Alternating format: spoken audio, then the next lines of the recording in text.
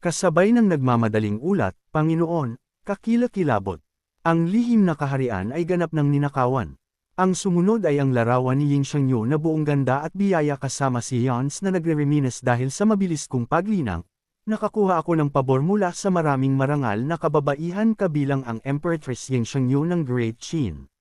Sa huli, mayroong larawan niya na matanda at mahina sa isang kuweba, gulo-gulo ang balbas at buhok, nakaupo sa meditasyon sa isang lotus platform. Ang boses ni Yans ay naging malungkot at mapait, sa kasamaang palad, napagtanto ko lamang nang ako ay aakyat na upang maging isang immortal na emperador na ang paglinang sa rurok ng dakilang pagiging perpekto ay nangangailangan ng paglinang sa maraming landas, hindi lamang isa. Napagtanto ko ito ng huli na upang magbago at sa huli, nag-expire ang aking buhay at namatay ako na puno ng pagsisisi.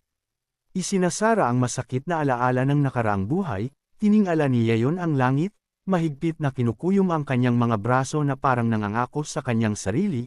Sa kabutihang palad, pinaburan ako ng langit, binigyan ako ng pagkakataong mabuhay muli. Sa pagkakataong ito, kailangan kong maabot ang rurok ng immortal na emperador. Ngumiti siya ng may ambisyon na parang isang maliwanag na hinaharap ang nasa kanyang palad, inilalatag ang kanyang plano sa buhay. Sa pagkakataong ito, papasok ako sa banal na kaharian ng Great Qin Royal Family 5 taon ng mas maaga. Makakakuha ako ng mas maraming pambansang kapalaran.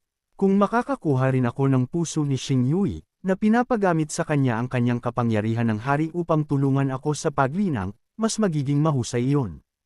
Nagbago ang eksena kinabukasan ng umaga sa plaza kung saan ginanap ang pagtitipon ng 1,000,000. Puno ng tao ang mga upuan. Buong pagmamalaki na nakatayo si Wei sa isang mataas na plataporma, nakatingin sa mga martial artist sa ibaba. Itinaas niya ang kanyang braso paalang at inihayag, "Ngayon, gaganapin natin ang huling labanan ng pagtitipon ng 1,000,000 na may buhay at kamatayan sa iyong sariling panganib. Mangyaring kumilos ng maingat ang lahat. Sa huli, ang sektang mananatili ay paparangalan bilang pambansang sekta at makakatanggap ng mga mapagkukunan mula sa Great Qin Royal Family, nagtatrabaho para sa pamilya ng hari."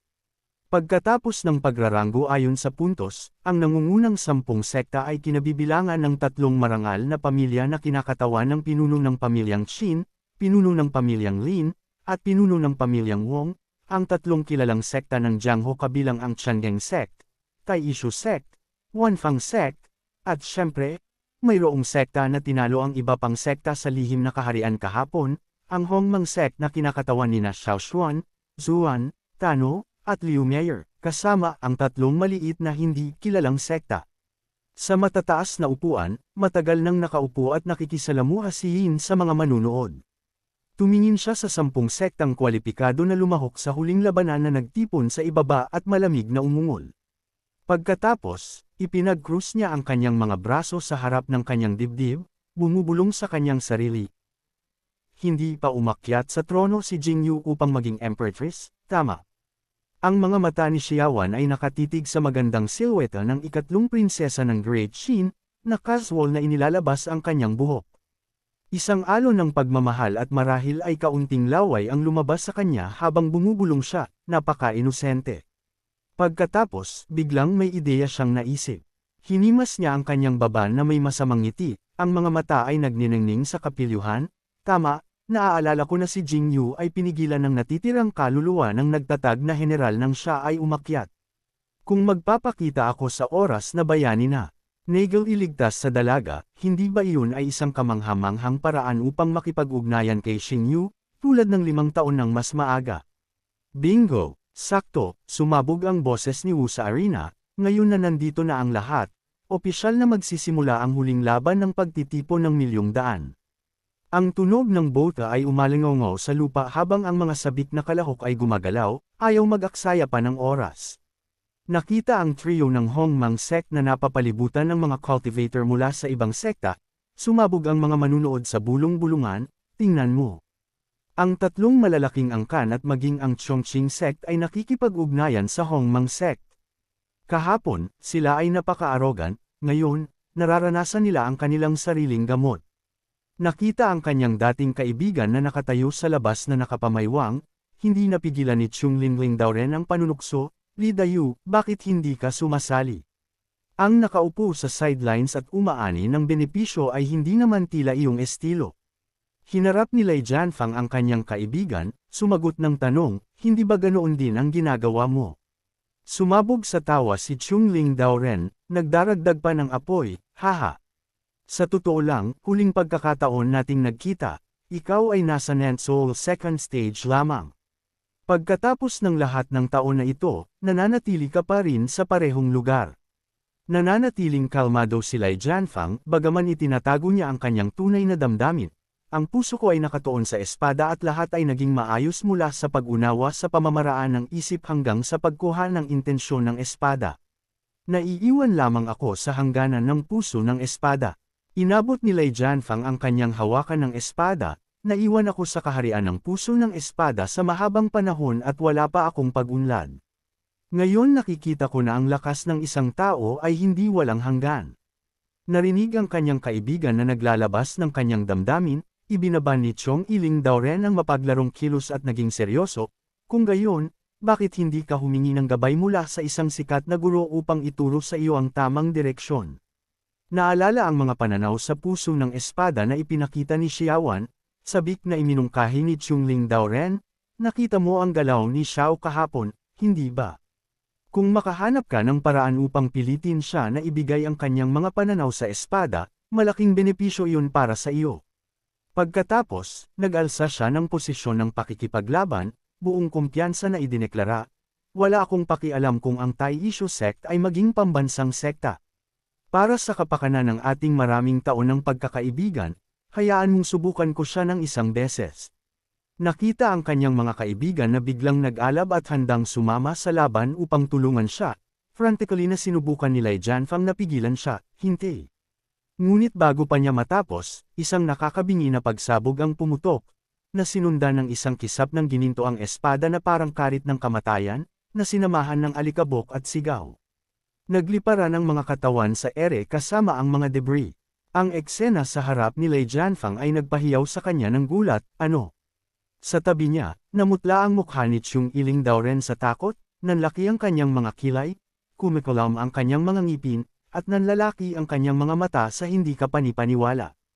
Sa entablado, ang lahat maliban sa pinuno ng Qin clan ay nakahandusay sa isang nakakaawang tumpok, ang ilan ay nakasubsob, ang ilan ay nakatihaya, hawak ang kanilang mga ulo at binti, umaalingaw sa sakit, aray, ang binti ko. Walang pakialam na lumampas si Xiaowan sa mga katawan na nakakalat sa lupa, malamig na nagkomento, kung iyan lang ang kaya mo.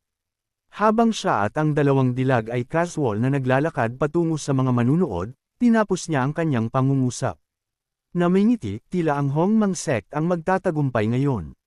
Si Zuan, na nakapamaywang, ay ngumiti na may kasiyahan at sumabat, Shadi, mahilig ka pa ring maging madumi ang mga kamay, Liumiher.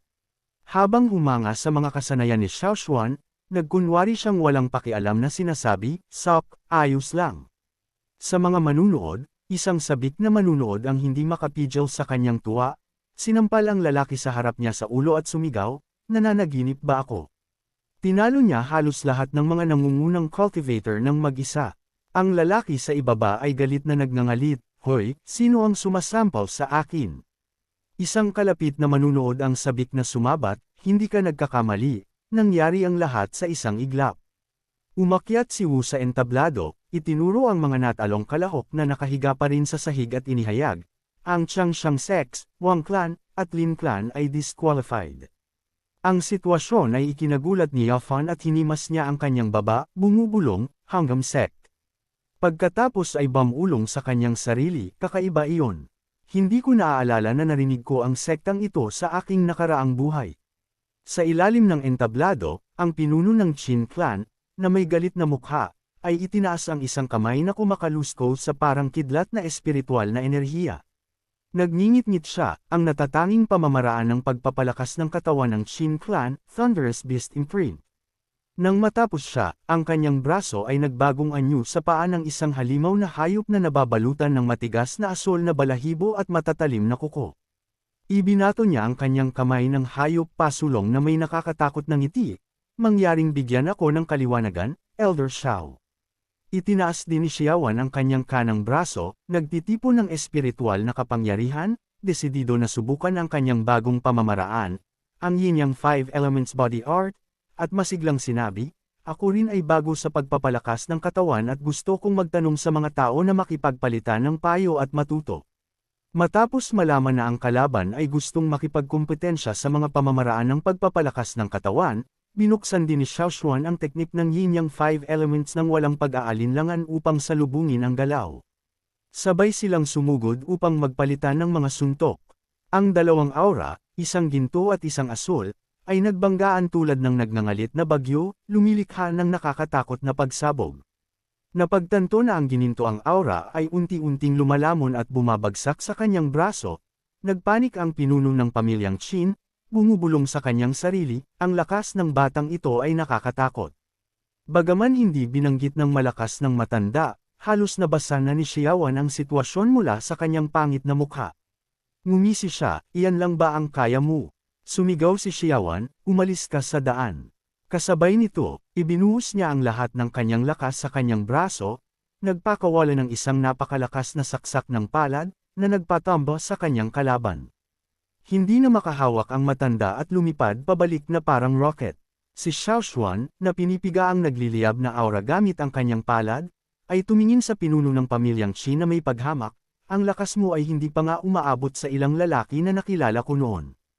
Sa kabilang panig, ang matandang Qin ay nakaluhod na nakakaawa, sumasando sa lupa. Hindi siya naglakas loob na tumingin, walang magawa na nagtitiis sa nakakatakot na pressure na ibinabato ni Xiaoshuan. Nakita ang pinuno ng pamilya na pinipigilan, isang disipulo ng pamilyang Qin ang sumigaw na nag-aalala, "Pinuno ng pamilya." Ang lalaki sa tabi niya ay galit na nagngingit-ngit, halos hindi makapagsalita, "Pinuno ng pamilya, siya ay." Samantala, sa mga upuan, isang matandang lalaki ang sumigaw sa gulat, ang pinuno ng pamilya Q ay hindi kalaban ng arroganteng batang iyon mula sa Hongmang sect. Matapos talunin ng matandang pinuno ng pamilyang Qin, bumaling si Xiaoshuan kina Lei Jianfang at Chong Ilingdane at tinanong, "Kaya ano ang plano ninyong dalawa ngayon?"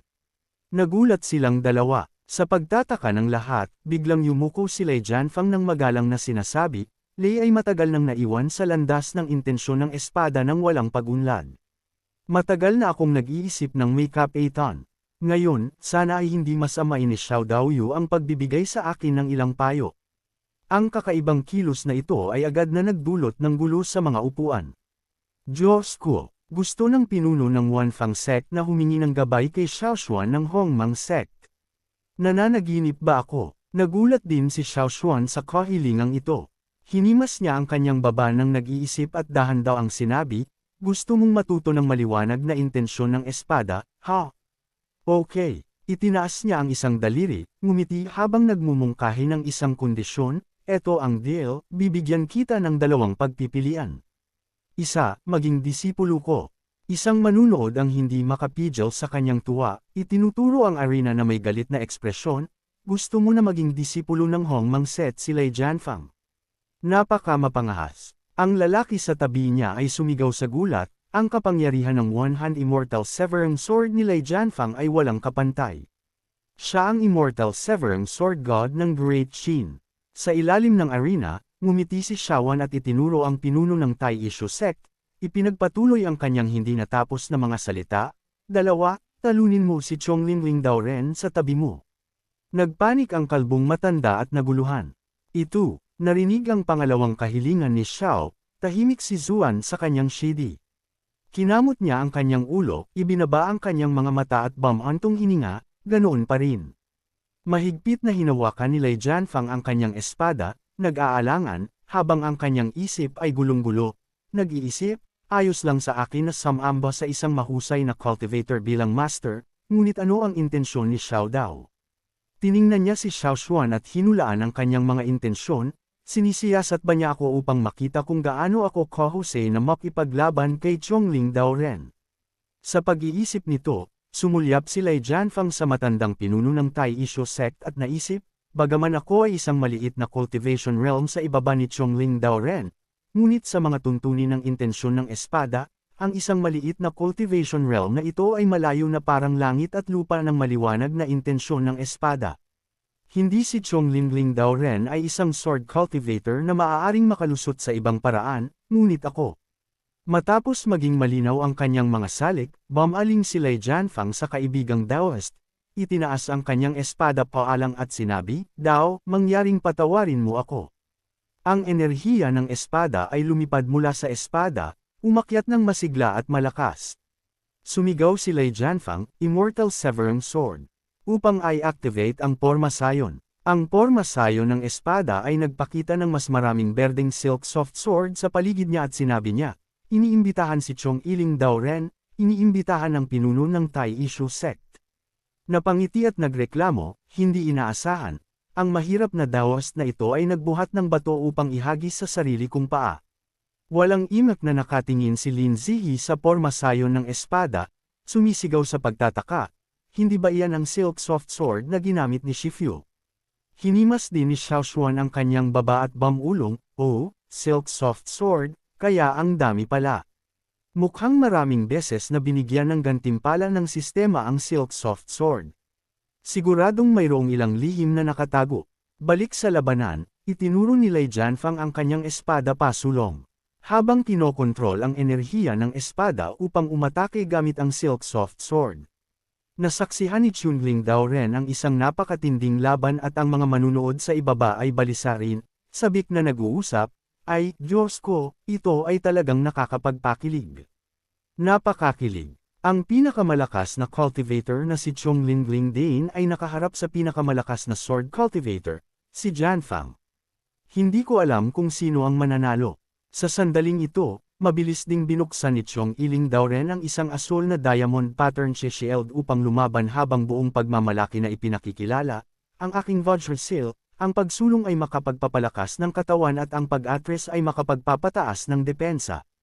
Ngumisi si Chong Iling daw rin, mukhang mahina pa rin ang espada ni Lai Dayu at hindi man lang masira ang aking chick na nagpo-protekta sa katawan. Pagkatapos ay direkta niyang sinuntok ang gitna ng dibdib ni Lei Jianfang habang malamig na sinasabi, kung gayon, ang mahirap na Daoist na ito ay hindi na magiging magalang. Ang suntok ay nagpalipad sa pinuno ng Laisek pabalik, bumagsak ng malakas sa isang haligi na nagdulot ng pagbitak. Ang mga berdeng silk soft sword na nawala ng espiritual na enerhiya ay bumagsak lahat sa lupa. Interesado si Xiaowan sa pagganap ng pinuno ng Tai Ishu sect, sumisigaw sa pagtataka. Pagkatapos ay bumubulong sa paghanga, ang Chong Iling daw rin na ito ay medyo interesante. Dahan daw ang hinimas ni Xiao Jianfang ang kanyang dibdib, umupo at bamantong hininga, gaya ng inaasahan ko, nang walang pag-unawa sa puso ng espada ng kaliwanagan. Madali pa rin akong magkaroon ng mga butas laban sa isang perpektong cultivator tulad ni Chong Iling. Puso ng espada ng kaliwanagan. Gusto ko iyan. Pananatilihin ko iyan. Lumakad siya sa gitna ng arena, hinarap si Chong Iling, ipinagdikit ang kanyang kamao bilang pagbati, at inamin, natalo ako sa laban na ito. Ginantihan ni Chong Iling ang kilos na sinasabing, Daoist Li, hindi kita matutulungan sa pagkakataong ito. Biglang umalangaw-ngaw ang boses ni Xiao Xuan mula sa likuran, dahil tinanggap ko si Lei Jianfang bilang aking disipulo, kung gayon makatarungan lamang na ang Shifu na ito ay lumitaw para sa kanyang disipulo, hindi ka ba sumasang-ayon? Anunsyo niya na may ngiti habang isang maningning na pagsabog ng espiritual na chi ang lumabas mula sa kanyang kamay. Sa kanyang isip, naisip niya na may ngiti, tingnan natin kung anong mga trick ang mayroon si Chong Iling Daoist na ito. Si Lei Jianfang, narinig si Xiao Xuan na inaangkin na siya ang kanyang Shifu at nag-alok na labanan si Chong Iling, ay nagniningning. Daoist Xiao, sinasabi mo ba? Sumulyap si Xiao Xuan sa pinuno ng Wanfang sect, kinuskos ang kanyang mga buko na may ngisi, at sumagot, wala ka bang backup plan? Ano ang inaantay mo? Nagbago na ba ang isip mo? Hindi na makapagsaya si Lei Jianfang. Ang kanyang mukha ay lumino na parang bulaklak ng ngiti at sumigaw. Puno ng walang hangganang kagalakan, mabilis siyang nagdikit ng mga kamay ng magalang, yumukod ng malalim, Shifu, nagbibigay galang ako. Shifu sa itaas, tumatanggap ng pagyukod. Nakita ang kanyang kaibigan na matagumpay na nakahanap ng Shifu, si Chong Ling sa kabilang panig, na nasa posisyon na ng pakikipaglaban, buong kumpiyansa na nagpakawala ng kanyang sariling nakakasilaw na espiritual na chi at tumawa, dahil sabik si Daoist Xiao, ang matandang Daoist na ito ay sasamahan ka lamang. Kasabay nito, siya ay sumugod patungo kay Zawa na parang isang bulalakaw, handa para sa isang labanan ng mga kamao at paa. Sa sandaling nagtagpo ang kanyang kamao sa palad ni Wan, isang nakakabingi na pagsabog ang umalangaw-ngaw. Isang matingkad na berdeng aura ang sumabog, nagpakawala ng hindi mabilang na mga agos ng enerhiyang may kuryente. Ang marahas na enerhiya ay sumabog sa mga manunood, pinilit silang takpan ang kanilang mga mata, ngunit hindi nila alintana ang kakulangan sa ginhawa. Sa halip, sila ay tuwang-tuwa sa panuurin at humiyaw ng malakas. Wow! Ito ba ay isang labanan sa pagitan ng mga nangungunang antas ng mundo ng paglinang? Si Lei Jianfang ay ganap ding nabighani sa laban, tahimik na nagmamasid. Ang pagkaunawa sa puso ng espada ng kaliwanagan ay tunay na isang game changer. Ang puso ng espada ng kaliwanagan ay maaari ding tawaging Dao Heart of Clarity. Bago ang pagpapaliwanag, ang mga cultivator ay gumagamit ng kanilang 5 pandama upang hatulan ang mga atake ng kalaban. Pagkatapos ng pagpapaliwanag, ginagamit nila ang Daolo sa mataas na labanan. Ang maliit na pagkakaibang ito ay madalas na makapagpapasya sa resulta ng isang labanan. Nakita ang kapangyarihan ng puso ng espada ng kaliwanagan, nag-isip si Lei Jianfang, kailangan ko talagang makalusot sa lalong madaling panahon. Balik sa laban, napansin na ang kanyang mga pamamaraan ng kamao at paa ay tila mas mahina kaysa sa kanyang kalaban, dinagdagan ni Chong Iling ang kanyang espiritual na kapangyarihan, lumilikha ng hindi mabilang na kumikinang na berdeng orbs at biglang umatras. Ngumiti siya at pinulit, hindi ko inaasahan na ang pisikal na katawan ni Dao Xiao ay napakabihira. Pagkatapos ay minanipula niya ang mga orbs upang kumonekta at umikot na parang buhawi, bumubuo ng isang protektibong harang. Buong pagmamalaki niyang idineklara, ang aking Demon Subduing Seal ay makapagpapalakas ng katawan. Matapos mapalakas ang kanyang kapangyarihan, sumuntok si Chung Iling kay Xiao Xuan, sumisigaw, subukan mo ang galaw na ito. Nananatiling kalmado at komposisyon si Xiao Xuan, casual na inabot ang kanyang kanang kamay upang saluhin ang kanyang kamao habang nagtutulak ng enerhiya sa kanyang kaliwang kamay. Ngumiti siya ng maliwanag at sinabi, nakakapresko. Hindi ako madalas nagkakaroon ng pagkakataong subukan ang aking mga pamamaraan ng pagpapalakas ng katawan. Ngayon, sa wakas ay masisiyahan ako. Sandaling natulala si Chong Iling sa lakas ni Xiao, nag-iisip sa kanyang sarili, kaya niya talagang harangin ang aking buong lakas na atake ng napakadali. Umalangaw-ngaw ang boses ni Xiao, puno ng panggugulo, kailangan kong magpasalamat sa iyo para sa iyong gabay, Daoist. Kasabay nito, ang kaliwang kamay ni Xiao ay kinuyam sa isang kamao, nagpakawala ng isang hindi kapanipaniwala na nangingibabaw na espiritual na kapangyarihan. Nakita ito ni Chun Lingling at sumigaw sa kanyang puso, masama ito. Hindi ko kayang harangin ang suntok na ito ng direkta. I-maximize ang protective key. Sa pagtatapos niya ng pag-iisip nito, isang gininto ang aura mula sa kamao ni Xiao Xuan ang sumugod patungo sa kanya. Sa isang iglap, ang berdeng aura sa harap ni Chong Iling ay nabasag sa mga piraso na parang basag na salamin, na nagdulot sa kanya ng paghiyaw sa alarma, ano? Ang aking protective key. Ang ipinakitang lakas ni Xiao Xuan ay nagpatulala sa lahat ng manunood. May sumigaw, ang Tiu Sect's Demon Subduing Seal ay parehong nakakaatake at nakakapagtanggol.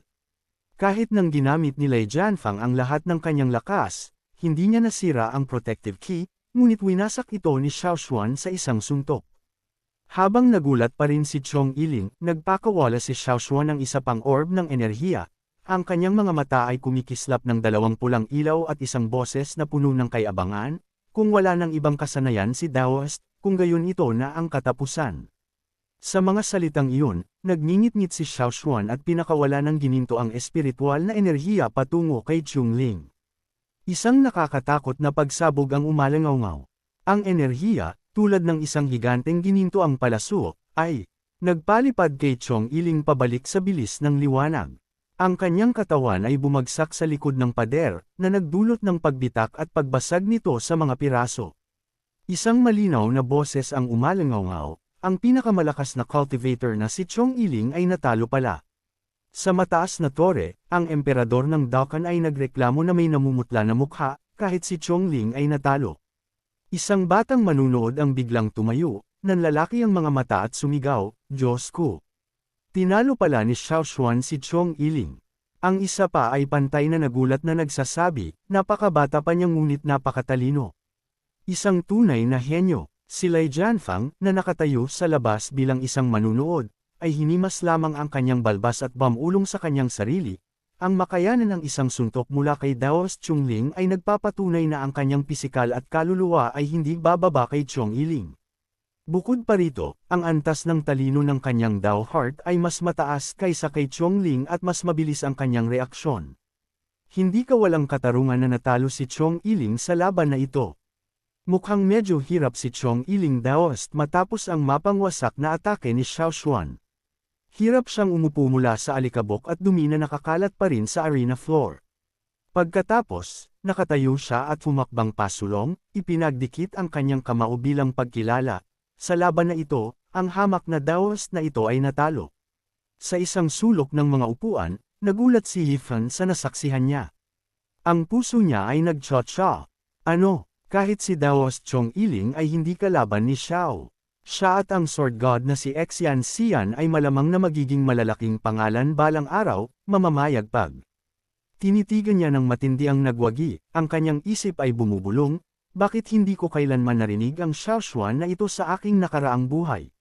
Sa ilalim ng arena, nakatayo si Xiao Xuan na nakapamiwang, nagbibigay ng isang mahinhin na ngiti, napakabuti mo. Natapos ang laban na si Chong Iling Daist ay Paile na umalis habang kinakalkaw ang kanyang likod at umaalingaw-ngaw, ay lumilitaw ang talento sa bawat henerasyon. Ako ay tumatanda na, matanda na. Matapos mapasunod si Lei Jianfang ng Myriad Peak Sect bilang kanyang disipulo at talunin si Chunling Daist ng Taisho Sect, matangkad na nakatayo si Xiao Xuan at tumingin sa mataas na plataporma kung saan nakaupo ang dakilang Shin Emperor. Ipinagdikit niya ang kanyang kamao at inihayag, "Kamahalan, kung walang ibang haamon, maaari ba nating ipahayag na ang aking Hongmang sect ang nangungunang sekta ngayon?" Ang Qin Emperor ay tila medyo nag-aalala sa kapangyarihan ni Xiao Xuan, bumubulong sa kanyang hininga. Ang lakas ng lalaking ito ay talagang nakakatakot, ngunit maganda na nandyan siya. Masisigurado ni Xingyu ang kanyang paghahari. Pinatibay ang kanyang desisyon, tumayo ang Qin Emperor at iwinagayway ang kanyang kamay, inihayag, "Haha. Napakaganda. Ang Great Qin ay tunay na nag-produce ng natatanging talento. Kung walang tutol, kung gayon idinedeklara ko na mula ngayon, ang Hongmang Sect ang pambansang sekta ng Great Qin. Mayroon bang anumang pagtutol?" Ang mapanuring tanong ng Qin Emperor ay umalangaw-ngaw sa malawak na arena ng martial arts, nasaksihan ng lahat ng sibil at militar na opisyal ng Great Qin. Lahat sa buong Qin Kingdom ay kumbinsido sa kasanayan at talento ng Hongmang Sect, sumisigaw ng sabay-sabay, ang kamahalan ay matalino. Ang mga pinuno ng pamilyang Lin at Wong, bagaman ayaw, ay walang pagpipilian kundi ang sapilitang sabihin, ang kamahalan ay matalino. Bago ang pinagkasunduan ng lahat. Pagkatapos, bumalik ang Qin Emperor sa kanyang trono ng dragon, umupo habang nagpapatuloy ng nakakatakot, susunod, mayroon akong nais ipahayag. Ngayon, balak kong ibigay ang trono kay Zingo. Habang nandito ang lahat, isulat natin ang pangalan ni Zingo sa ating dakilang bakal ng imperyo ng Qin. Sa pagkarinig sa balitang ito na nakakagulat sa lupa, natulala ang mga tao ng mga aristokratikong pamilya. Walang imik na bamulong ang pinuno ng pamilyang Lin sa kanyang sarili, ano? Nais ng kamahalan na magbitiw at ang kahalili ay ang ikatlong prinsesa. Pagkatapos, hindi na nakayanan ng mga pinuno ng pamilyang Lin and Wong at ipinagdikit ang kanilang mga kamao na tumututol ng sabay-sabay, "Kamahalan, hindi po pwede. Kamahalan, hindi po pwede." Biglang lumitaw si Ying Jingyu, formal na nakasuot ng pambansang kasuotan na parehong solemn at nakasisilaw. "Ano ang hindi ko dapat gawin?" Kinamot niya ang kanyang noo, ang kanyang mukha ay nagliliyab sa awtoridad habang malamig siyang bamantong hininga. Nako, gumagawa na naman ng gulo ang mga taong ito. Ginamit ng pinuno ng pamilyang Lin ang naunang kasaysayan bilang kanyang kalasag, mahigpit na sumasagot, "Kamahalan, hindi po pwede." Ang kasaysayan ng ating dakilang dinastiyang Qin ay hindi pa nagkaroon ng babae na umakyat sa trono. Ang pinuno ng pamilyang Wang, na may parehong damdamin, ay nagmamadaling idinagdag, bukod pa rito, mahina ang paglinang ng ikatlong prinsesa. Kung sumalakay ang ibang mga bansa balang araw, paano niya pamumunuan ang hukbo ng ating dakilang Qin tungo sa tagumpay? Nakita ang dalawang matandang aristokratikong pamilya na nagtutulungan upang labanan ang kanyang paghalili. Galit na nagmura si Ying Jinghua sa kanyang hininga, peste. Ginagamit na naman nila ang aking paglinang bilang kalasag. Sa mga upuan, dahan-daang bumangon si Yan, bumubulong sa kanyang sarili, kaya hindi pa nakakamit ni Jinghua ang lakas na mayroon siya sa aking nakaraang buhay, at maging ang kanyang paghalili ay nahahadlangan. Isang masamang ngiti ang namukadkad sa kanyang mukha habang nagplano siya, kung makialam ako ngayon at tulungan siya na sugpuin ang mga opisyal na ito, hindi ba iyon?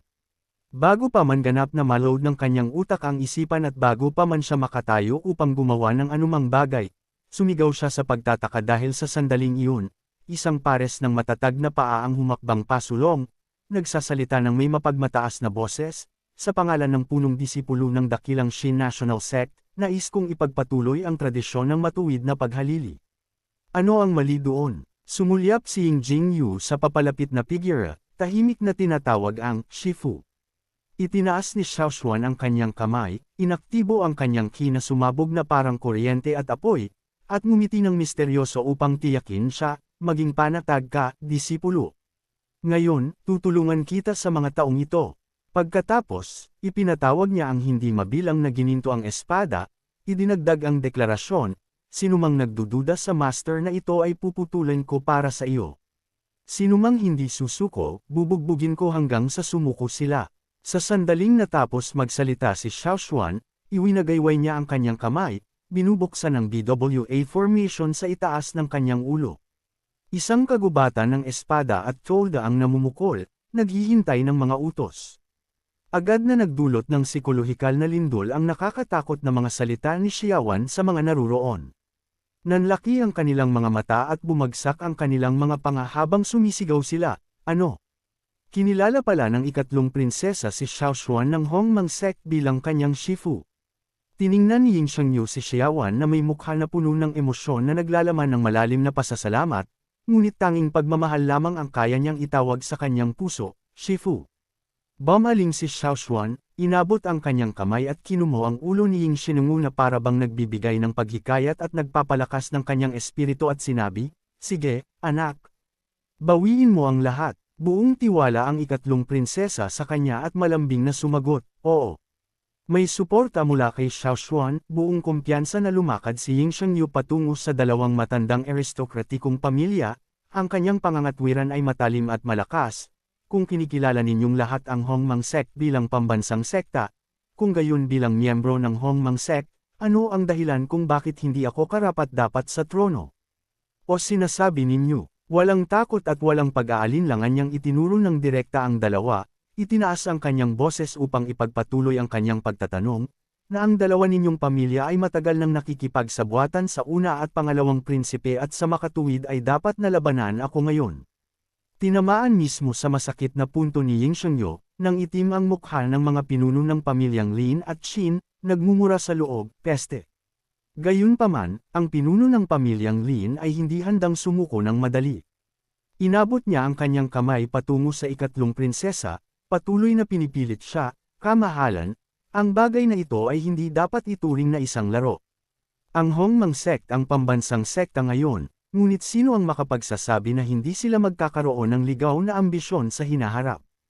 Sa panahong iyon, paano haharapin ng ikatlong prinsesa ang kanyang sarili? Lubos na nagalit si Yang Xingyu sa kanyang arbitraryong pangangatwiran ngunit kasalukuyan ay walang masabi upang tutulan, kaya't siya ay nabulunan, ikaw. Nahaharap sa tensyonadong paghaharap na walang panig na handang sumuko, itinaas ng Great Qin Emperor ang kanyang kamay upang mamagitan, sige. Nang walang ibang pagpipilian, nag-alok si Qin Wong ng huling solusyon, kung talagang insist ido kayong lahat, hayaan nating pumili ang Great Qin Imperial Tablet. Pagkatapos magsalita, inabot ni Qin Wong upang ipatawag ang sinaunang kayamanan. Ang apat na haligi na nakapalibot sa arena ay biglang lumino, At pagkatapos ay nagsama-sama sila, binubuksan ang isang patayong porma sayo ng bilog na pumutol sa gitna ng arena.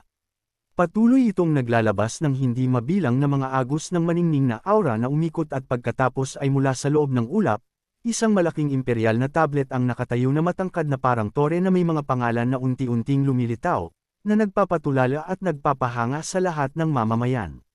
May boses na sumigaw ng sabik, iyan ang Great Qin Imperial Tablet. Nakatitig si So Zuan Chano sa bagong bukas na imperial na tablet, nag-iisip sa kanyang sarili. Narinig ko na ang mga emperador ng Great Qin sa bawat henerasyon ay inukit ang kanilang mga pangalan sa imperial na tablet. Ang imperial na tablet ay may espiritu at ang pag-ukit ng kanilang mga pangalan dito ay maaaring gabayan ang kapalaran ng Great Qin Nation. Siya ay lumulutang sa mga kaisipan na patuloy na dumadaloy sa kanyang ulo nang bigla siyang may napagtanto. Mukhang matagal nang may plano ang kamahalan at ang ikatlong prinsesa, sinasamantala ang pagkakataon ngayon upang lampasan ang prestihiyo ng daan-daang pamilya at sa isang iglap ay suportahan ang pag-akyat ng ikatlong prinsesa sa trono. Habang bumubulong si Zuan sa kanyang sarili, nakatapak na si Ying Xiangyu sa mga hagdan na patungo sa higanteng batong tablet na itinayo sa gitna ng arena.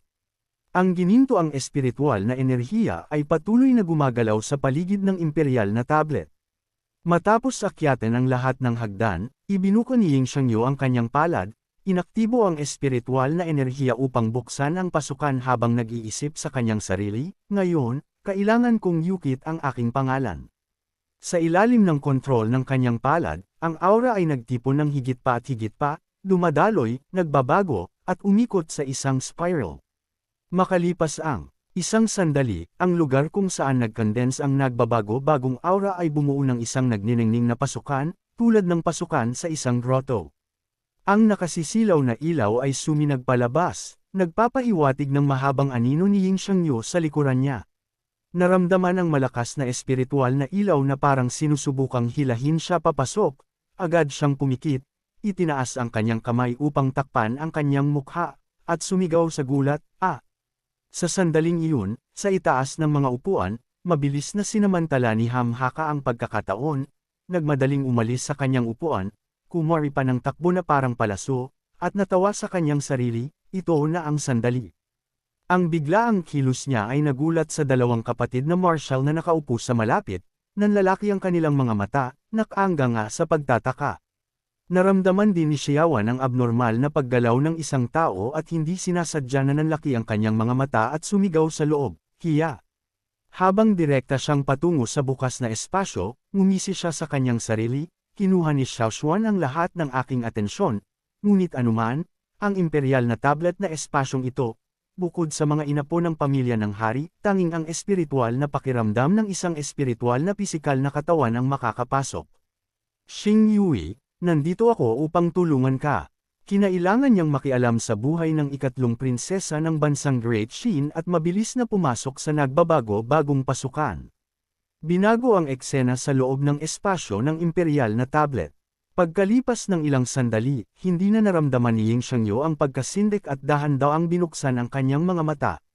Ang loob ng espasyo ay isang malaking walang laman na silid na may malalaking bilog na pulang haligi na sumusuporta sa kisame. Nag-iisa sa gitna ang isang higanting itim na estatwa ng isang banal na heneral na nakatayo kasama ang kanyang dakilang dao. Dahan-daang lumakad si Ying Xiangyu at Bam-ulong, ito ay nasa loob ng imperial na tablet. Mayroon pang ang misteryosong espasyo na tulad nito.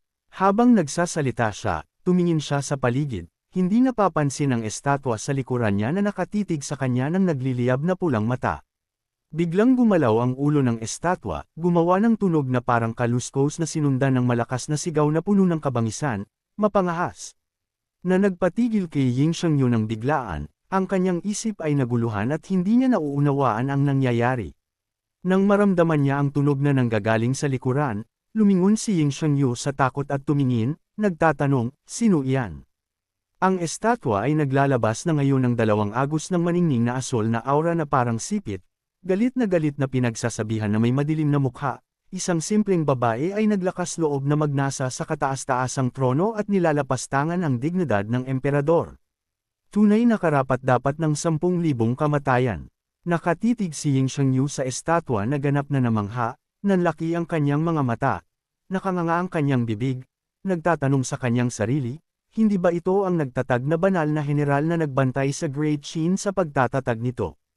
Idinulas ng estatwa ang matulis na dulo ng dakilang dawa na hawak nito sa lupa upang ipakita at babalaan, na nagdulot ng pagbitak at pagbasag ng ibabaw ng kontak sa lahat ng dako at pagkatapos ay nagpatuloy siya sa isang mapanlait na tono, bilang paggalang sa iyong mga ninuno at sa imperial na linya ng dugo, bibigyan kita ng huling pagkakataon. Umalis ka na kaagad dito, kung hindi ay hindi magpapakita ng awa ang general na ito. Naramdaman ni Ying Xiangyu na umuuga at nagbabago ang lupa sa ilalim ng kanyang mga paa, bumulong ng mahinang ungol, pagkatapos ay pinawisan ng malamig na pawis at sumigaw sa takot, gumuguho ang lupa. Hindi ko pa, narinig ang aking amang emperador na binanggit na mayroong ganoong pagsubok upang yukit sa imperial na tablet. Dahil bababae ako kaya siya lumabas upang pigilan ako sa pag-ukit ng aking pangalan. Pagkatapos nito, unti-unting kumalma si Ying Xiangyu. Pakiramdam ay labis na nabigo.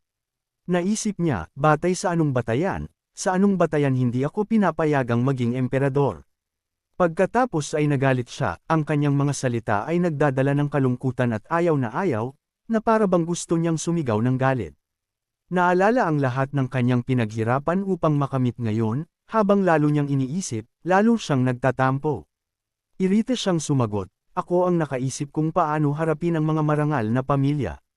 Ako ang naglakbay sa daan-daang immortal na sekta upang akitin ng iba pang kapangyarihan. Bukod pa rito, mayroon akong Shifyu na tumutulong sa akin. Ang pagkuha sa trono ng Great Qin ay kalooban ng langit.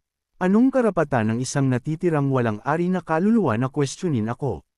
Matapos sabihin ang mga walang kompromisong salitang iyon, walang takot na inilabas ni Ying Xiangyu ang kanyang Qing Badao, Azure Treasure Saber, nagpakawala ng parang dragon na aura, naghahanda upang labanan ang estatwa ng banal na general. Marahas na inihagis ni Ying Xiangyu ang kanyang mahalagang sable sa estatwa habang diretsyong pinapuna, ang isang natitirang kaluluwa ng isang banal na general ay naglakas loob na subukang hadlangan ang dakilang adhikain ng alyansa. Napakapanaginip. Ang aura ng sable, na nagdadala ng matinding kapangyarihan, ay hamampas sa mukha ng estatwa na nagdulot sa kanya ng galit na pagmumura, kawalang galang.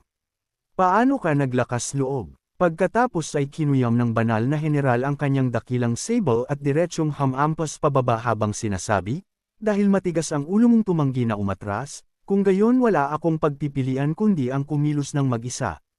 Pagkatapos ng kanyang deklarasyon, sumugod siya sa isang matinding labanan kay Ying Xiangyu. Ang tunog ng pagbabanggaan ng mga enerhiya ng sable ay lumikha ng hindi mabilang na mga spark na kumalat sa buong espasyo. Habang abala ang dalawa sa kanilang sable energy melee, isang agos ng pulang lingchi ang tahimik na bumaba mula sa itaas malapit sa kanila.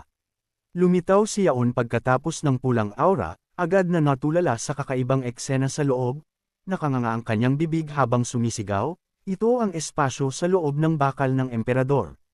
Napakaganda at marilag. Pinanood niya si Ying Shining na hirap makipaglaban sa estatwa ng banal na general. Pagkatapos ay ngumiti ng masaya, nag-iisip sa kanyang sarili, mukhang mahirap ang laban ni Xingga.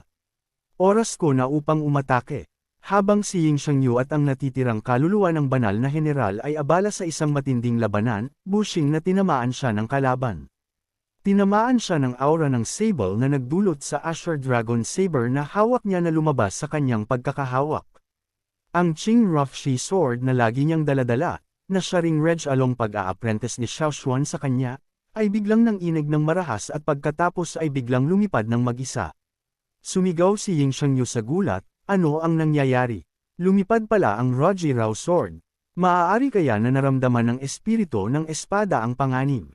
Nakita ng estatwa ng banal na general ang isang malakas na gininto ang aura na sumusugod patungo sa kanya at nagtanong sa pagtataka, ano yan?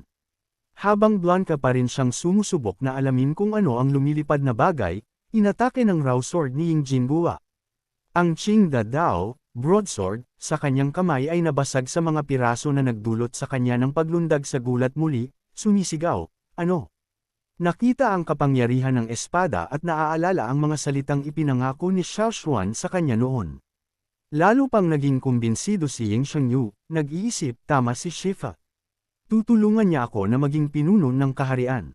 Habang siya ay nasa malalim na pag-iisip pa rin, biglang lumitaw si Yan mula sa likuran niya, iwinawagayway ang kanyang kamao. Sumasabog sa malakas na espiritual na enerhiya at sumisigaw ng malakas, kung maglakas loob kang hawakan si Shinga, kailangan mong lumampas muna sa aking pagsubok. Nakita ang isang ganap na hindi pamilyar na lalaki na biglang lumitaw kung saan at sumugod pa sa natitirang kaluluwa ng banal na general, sumigaw si Yinbui sa gulat, "Sino ka?" Hindi siya sinagot niya ngunit naghagis ng nagliliyab na suntok patungo sa estatwa sa harap niya.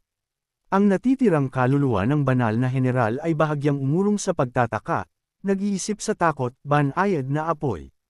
Nakita si Yao na iwinawagayway ang kanyang braso, naglalabas ng nagniningas na enerhiya patungo sa kanya, maingat na umatras ang estatwa, nag-aalala na nag-iisip, ang apoy na ito ay direktang makasunog sa aking natitirang primordial na espiritu.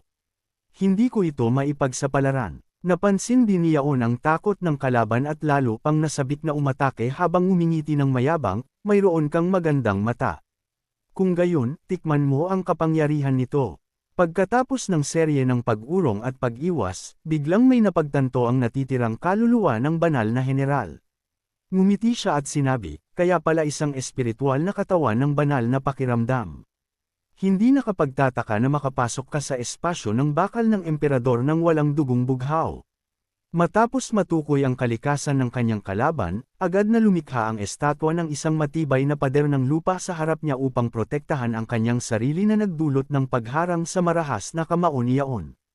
Nakita na ang kanyang mga kamao at sipa ay nagpapaputok lamang sa ibabaw at hindi makatagos, sumigaw si Yeon sa pagtataka, "Ha? Broken Void Spirit Earth, mukhang handa ka para sa mga espiritual na katawan ng banal na pakiramdam mula sa simula." Sa likod ng kalasag, ang natitirang kaluluwa ng banal na general ay tumawa ng matagumpay at sinabi, "Inakala mo bang maaari kong bantayan ang lugar na ito sa loob ng libu-libong taon nang walang anumang paraan ng pagtatanggol laban sa inyong mga espiritual na katawan ng banal na pakiramdam?"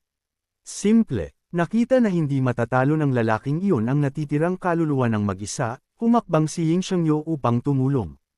Nagpakawala siya ng berdeng espada habang sumisigaw ng malinaw, "Rozrao Sword, umalis ka." Mula sa nakaraang atake, pamilyar na ngayon ang estatwa sa ginintoang aura na ito, ngunit siya ay mayabang at tumawa ng may pagwawalang bahala, isang maliit na espada ay naglakas loob na. Kasabay nito, itinaas niya ang kanyang malakas na kamao upang lumaban. Hindi inaasahan, ang Ralzihiralo Sword ay maliit ngunit malakas. Naglabas ito ng malakas na ginintoang enerhiya ng espada na tumagos sa natitirang kaluluwa ng banal na general ng madali. Isang malaking butas ang lumitaw sa gitna ng kanyang dibdib. Ang matinding espada ay nagpalabas ng aura na nagpabagsak sa batong estatwa ng dahan-dahan. Ang natitirang kaluluwa nito ay kumukupas na may sirang pagiyak, at lahat ay nangyari sa isang galaw lamang. Matapos maging abo ang estatwa, ang espada ni Shihinuo ay parang tapos na ang trabaho at bumalik agad kay Ying Jingyu. Habang bumagsak ang huling braso ng estatwa sa tumpok, walang pakialam na ikinuyong ni Ye Fei ang kanyang mga kamao. Nagbibigay ng isang pamilyar na ngiti na para bang matagal na silang magkaibigan, mabuti na lang at nandyan ka. Tinitigan ni Xingyu ang random na lalaki sa harap niya, doble checkang, nagkita na ba tayo dati? Nag-pose siya, kinamot ang ulo at sinubukang magbigay ng isang napakaliwanag ng ngiti, nagpapanggap na fanboy, haha. Siguro hindi ako kilala ng ikatlong prinsesa, pero matagal ko nang hinahangaan ang ikatlong prinsesa. Ito ang pinakamaliit na magagawa ko. Nagbigay si Ying Shangyu ng isang gilid na tingin, hindi impressed, talaga. Pagkatapos ay malamig na idinagdag, kahit ano, lumabas muna tayo.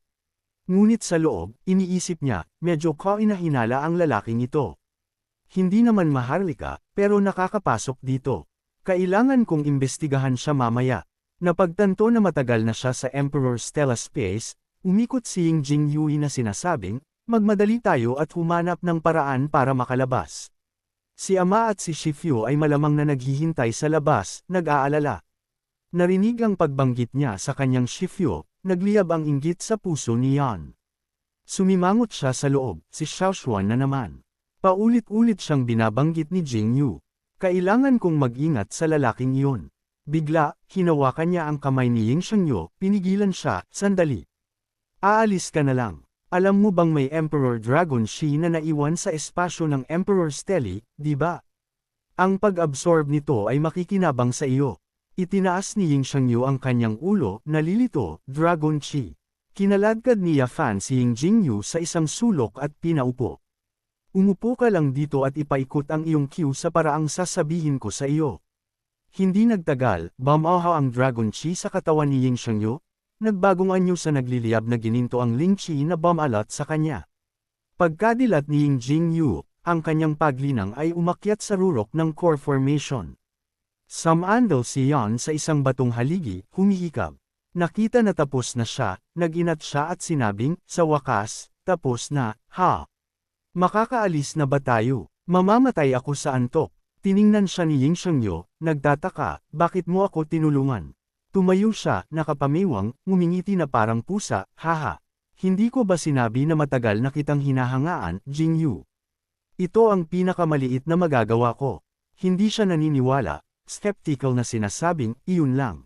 Pagkatapos ay malamig na idinagdag, kahit ano, lumabas muna tayo. Samantala, sa labas ng Empress Stella, biglang umikot ang madilim na ulap, nagpalubog sa lugar sa pagdilim. Ang mga manunood sa mga upuan ay nagulat, ano ang nangyayari? Nasaan ang ikatlong prinsesa? Nakita ang biglaang pagbabago sa kalangitan at si Ying Xiangyu na hindi pa rin lumalabas. Nakaramdam ng pagkaasiwa si Qin King sa mataas na plataporma, balisa na naglalakad. Nag-alala siya sa kanyang puso, paano nangyari ito? Ang mga naunang emperador ay gumamit lamang ng espiritual na kapangyarihan upang makabuo ng koneksyon sa emperador, pagkatapos ay lilito ang kanilang pangalan dito. Ngunit ang langit na nagbabago ng ganito, isang tagapagmana na hinihigop sa emperador, hindi pa nangyari ito noon. Patuloy na nakatingin ang lahat sa kalangitan sa gulat. Isang disipulo ang bamulong, ano iyon? Ang kanyang kasama, pinagpapawisan, ay sumagot, ito ay dapat na ang langit ay hindi nalulugod sa pagmamana ng ikatlong prinsesa, nagpadala ng banal na parusa, tama. Sakto, sumabog ang tunog ng hindi mabilang na mga paa na tumutapak sa lupa. Nakita ang isang malaking grupo na gumagapang patungo sa gitna ng arena, bamulong ang mga manunood, sino sila? Mukhang ang unang prinsipe at pangalawang prinsipe sa ilalim ng lumalalim na kalangitan. Kasabay ng pagkulog, ang dalawang prinsipe ng Great Qin Kingdom ay pinamunuan ang kanilang mga tropa na sumugod upang magdulot ng kaguluhan. Humakbang pasulong ang unang prinsipe, sumisigaw, tinututulan namin ang pagmamana ni Ying Jingguo sa trono. Tumalon ang Great Qin Emperor, nanlilisik ang tingin, ano ang gusto ninyong dalawa? Itinaas ng pangalawang prinsipe ang kanyang kanang kamay patungo sa kalangitan, sinasabi ang kanyang mga intensyon, nandito kami upang hilingin kay Ama na bawiin ang utos. Ang langit ay nagpapadala ng banal na parusa na nagpapatunay na ang pangatlong kapatid ay hindi ang pinaburan ng langit. Hindi siya makapagmana. Habang nagsasalita siya, kumislap ang kidlat sa madilim na kalangitan, na sinundan ng isang nakakabinging kulob na para bang idinidiin ang kanyang punto. Nakita na lumalalim ang espasyo, ang ilan sa mga mas mahina ang loob na manunood ay sumigaw, Diyos ko. Ang mga madilim na ulap ay lumalaki. Banal na parusa ba talaga iyan? Nakatayo ang unang prinsipe na nakapamiwang, ngumingiti ng masama, kung igigiit ni Ama ang kanyang gusto ngayon, kung gayon kailangan ko na lamang magtaas ng hukbo upang muling isulat ang atas ng langit. Nabalot ng kaguluhan ang mga manunood, sumisigaw, napapalibutan tayo. Nagsasagawa ng kudeta ang unang prinsipe at pangalawang prinsipe. Pero, nakakatakot ang celestial na pangyayari. Tiningnan ng unang prinsipe ang plataporma kung saan nakaupo si Qin Wong. Ipinagdikit niya ang kanyang mga kamay ng magalang, nagmamakaawa, ikinagagalak ng iyong anak na bawiin mo ang iyong utos, Ama. Ngunit ang mga mukha niya at ng kanyang kapatid ay malinaw na nagpakita ng banta, pinipilit ang sitwasyon sa limitasyon. Ang mga sundalo ng dalawa sa kanila ay sabay-sabay na lumuhad sa lupa. Ipinagdikit nila ang kanilang mga kamay at nagpatira pa, sabay-sabay na nagtatangis upang bigyan ng presyon si Qin Wang, ang paghalili ng ikatlong prinsesa ay lumalabag sa kalooban ng langit. Ikinagagalak namin sa inyong kamahalan na bawiin ang inyong utos. Nakita ang tensyonadong sitwasyon na nagaganap na hindi pabor kay Ying Xiangyu, balisa na nagtanong si Zuan Chano, magiging maayos ba ang ikatlong prinsesa? Nakatayo si Xiao Xuan na nakapamiwang, ganap na kalmado at sumagot na may ngiti, huwag kang mag-alala. Hindi lang siya magiging maayos, kundi makakakuha pa siya ng swerte.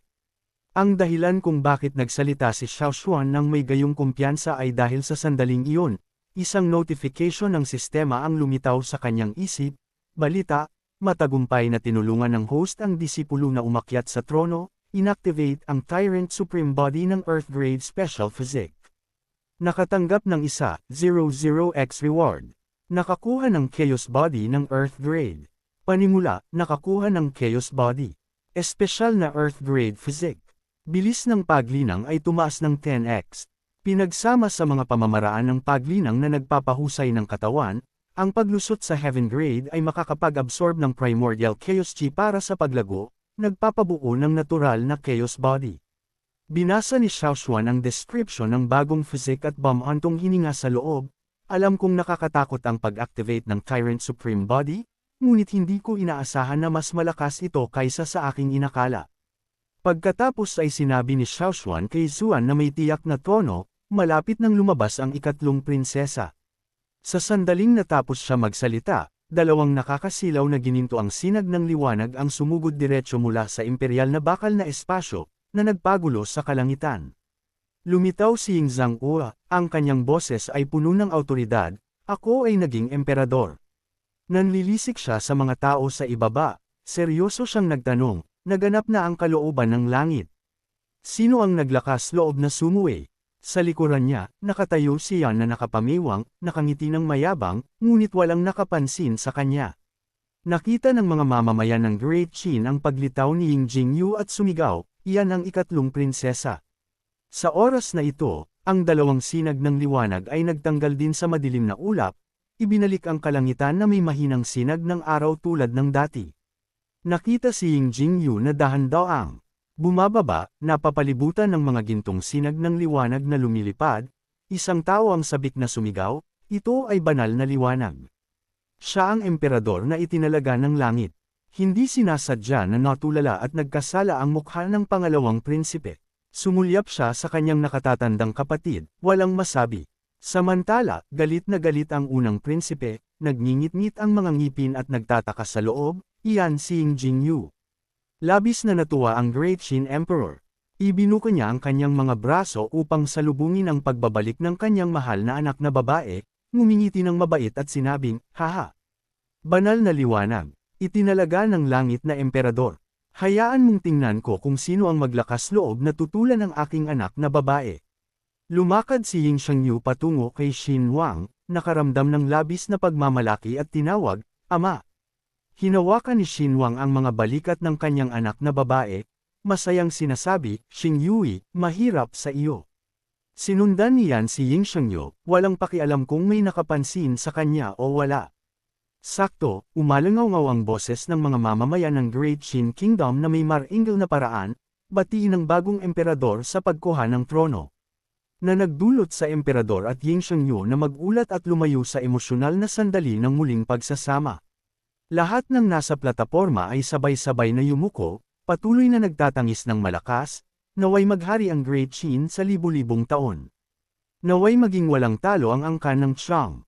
Mabuhay ang bagong emperador. Mabuhay, mabuhay, mabuhay. Nakita na natanggap ni Ying Shangyu ang suporta ng buong mundo, lalo pang nagalit ang unang prinsipe. Nagngingit-ngit siya ng mga ngipin at nagpasya, sa pagkakataong ito, magiging labanan hanggang kamatayan sa emperador. Kung ang ama ay hindi matuwid, huwag kaming sisihin. Kasabay nito, inilabas niya ang isang metal na command talisman. Pagkatapos ay itinulak niya ang command talisman pataas at isang lilang aura ang kumalat, bumabalot sa talisman na parang apoy. Nagulat si Wei at sumigaw sa loob, ha! Iyan ay isang teleportation array command. Lumakas ng lumakas ang lilang aura mula sa command talisman. Sa isang iglap, inilatag nito ang isang array sa gitna ng martial arts stage na binubuo ng isang malaking bilog na konektado ng mga rune na may 6 na maliliit na bilog na symmetrico na nakapaligid dito. Ang kanyang labis na ambisyon ay unti-unting nagdulot sa unang prinsipe na mawala ng kanyang pagkatao at baliwalain ang sagradong pagmamahalan sa pamilya. Tumawa siya ng masama at inihayag, nakipag-ugnayan ako sa Longyan Upper Kingdom. Sa ngayon, 100,000 elite na sundalo ang naghihintay sa labas ng mga tarangkahan ng lungsod, naghihintay na i-activate ko ang malaking teleportation array. Ang boses niya ay umalingaw ng malayo, lumilipad sa lugar kung saan naghihintay ang hindi mabilang na mga dayuhang sundalo. Lubos siyang kumpiyansa sa kanyang inihandang plano, mayabang na inihayag. 100,000 elite na sundalo ang agad na maglulubog sa platong ito. Narinig ang kanyang mapaghimagsik na salita, nagalit si Qin Wong. Ang kanyang mga mata ay naglabas ng dalawang galit na sinag ng espiritual na ilaw at itinuro niya ang kanyang suwail na anak, pinagsasabihan, wala kang utang na loob. Nakipagsabuatan ka sa mga dayuhang kaaway. Kamalas-malasan ng bansa na mayroon kang prinsipe na parang hayop. Like, comment, share, and subscribe naman dyan mga ito go. Maraming salamat po.